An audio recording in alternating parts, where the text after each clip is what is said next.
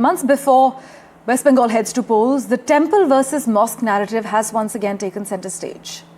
What started with a controversial call to rebuild the Babri Masjid in Murshidabad district has now been countered by none other than a TMC MLA with a public announcement to build a Sri Krishna temple. Zakir Hussain, the MLA in question, claims this is about communal harmony, pledging 50 lakh rupees from his own funds for a temple and a mosque. But he says the construction will begin after elections. This statement is loaded with timing, with strategy and also symbolism. But the opposition is not convinced. The Congress has slammed the Trinamool, saying there's no objection to religious structures, but strongly opposing the use of government funds for temples and dhams. The BJP, meanwhile, has launched a sharp attack, accusing the Trinamool Congress of weaponizing religion and indulging in mandir masjid politics purely to polarize Hindu votes ahead of the polls. Here are all the reactions you need to listen to.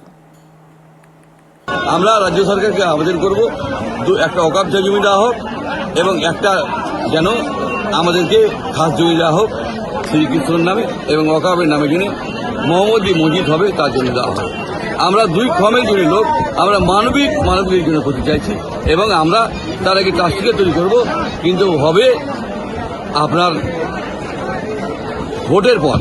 কেন আগে করব না? কেন তাতে ভাববে যে আমি vote online করছি, আমি সেটা করব না। আমি ধর্ম দিয়ে কোনো ভোট চাই না, আমি মানুষের ধর্ম করবে তার আমি বিরোধিতা করতে চাই না।